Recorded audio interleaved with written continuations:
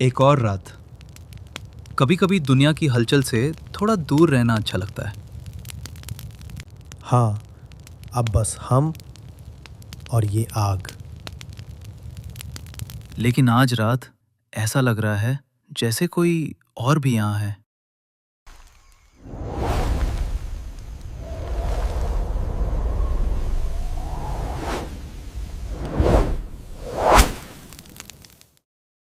जब आग इस तरह बुझ जाती है, इसका मतलब कोई सुन रहा है। पास आओ, मैं तुम सबको एक सच्ची कहानी सुनाता हूँ। जो कहानी मैं बताने वाला हूँ वो उसी तरह की राजमार्ग पर शुरू हुई थी।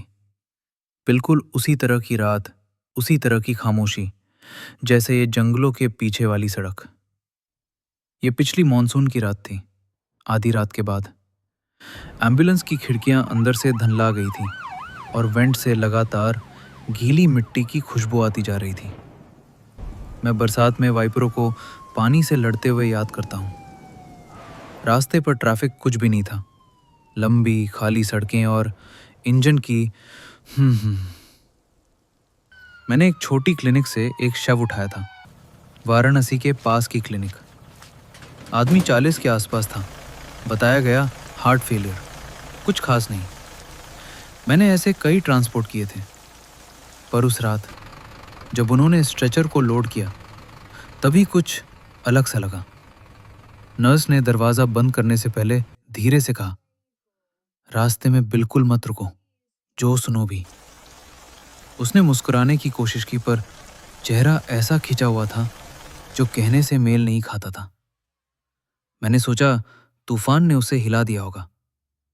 रात में लोग नर्वस हो जाते हैं। मैं गंभीरता से नहीं लिया। पहली चीज 10 मिनट में हुई। पीछे से एक हल्की ठन ठन सी आवाज। मैंने सोचा स्ट्रेचर सरक गया है, तो थोड़ी रफ्तार कम की। लेकिन फिर वही ठन हुआ, ज्यादा तेज, 3 बार, नियमित, जैसे अंदर से कोई बाहर निकलना चाहता हो। मैं रियर व्यू में देखा, कुछ दिखाई नहीं दिया। पिछला कंपार्टमेंट धुंधले शीशे से अलग था। बस स्ट्रेचर पर एक अंधेरा साया पड़ा था, पड़ा हुआ और चादर ढकी हुई। खुद को समझाया, सड़क की गड़बड़ थी, सस्पेंशन की वजह से आवाजें आती हैं। फिर मैंने सांसों की आवाज सुनी। मेरी नहीं, इंजन की नहीं। धीमी, भारी, खींची सांसें जो पीछे की तरफ बढ़ रही थी। बारिश की टकराहट के बीच भी वो आवाज सामने तक रेंग कर आ रही थी, जैसे कोई कान के पास से सांस निकाल रहा हो। मैंने जोर से कहा, बस खुद को शांत करने के लिए, तूफान दिमाग पर हावी हो रहा है, शांत हो जाओ। ये तो बस एक लाश है, बस एक लाश। जैसे ही मैंने ये कहा, सांसें रुक गईं, जैसे सुनकर रुक गई हों।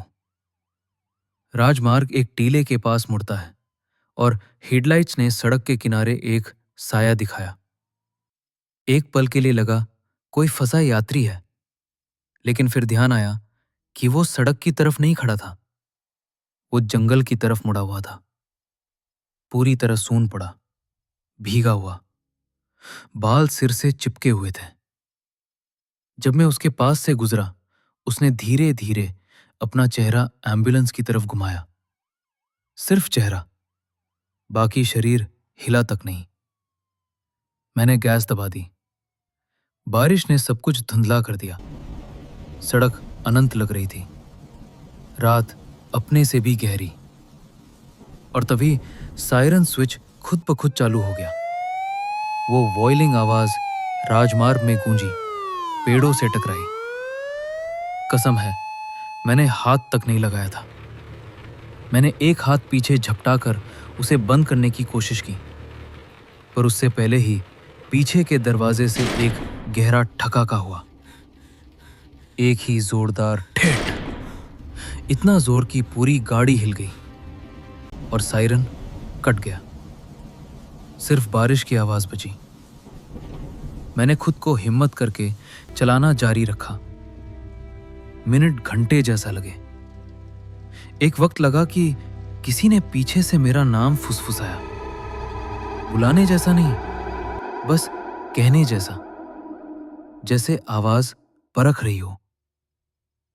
जब मैं आखिरकार हॉस्पिटल के गेट के पास पहुंचा, मैंने ठान लिया कि अब रात में ऐसे ट्रांसपोर्ट नहीं करूंगा। गार्ड मेरे पास आया जब मैंने पार्क किया। मैं बाहर निकला, कांप रहा था, पसीने से भीगा हुआ। ठंड होने के बावजूद उसने अजीब नजर से देखा और पूछा, तुम अकेले आए थे? मैंने सिर हिलाकर हाँ कहा। वो पिछली तरफ इशारा करके बोला, तो गेट में दाखिल होते वक्त जिसने दरवाजा खटखटाया था, वो कौन था? मुझे लगा तुम्हारे साथ कोई रिश्तेदार है। मैं तुरंत पीछे नहीं गया। मैं नहीं जा सका। जब आखिरकार मैंने दरवाजे खोले, स्ट्रेचर वहीं पड़ा था, ढका हुआ, ठीक जगह पर चादर पे ताजे कीचड़ के पंजों के निशान थे, छोटे छोटे, जैसे किसी ने शरीर के ऊपर खड़े होकर बाहर देखा हो। सरकारी रिपोर्ट में लिखा, उस रात कुछ अजीब नहीं हुआ। आदमी मृत था, हिलने के कोई निशान नहीं, कोई रिश्तेदार आसपास नहीं था, सब खत्म। पर मैं उस रास्ते से कई बार गुजरा हूं उसके बाद, और हर मॉनसून में आधी रात के आसपास उसी टीले के पास सड़क किनारे वो साया दिखाई देता है, हमेशा जंगल की तरफ मुड़ा हुआ।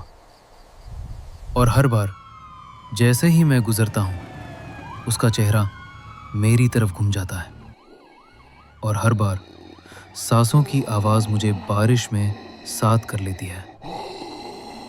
वैसे यहां चारों ओर देखो, ये कैंप साइट उसी राजमार्ग से ज्यादा दूर नहीं है, और जब हमारी आग बुझती है, जैसे अभी अभी, तो इसका मतलब है कोई सुन रहा होता है।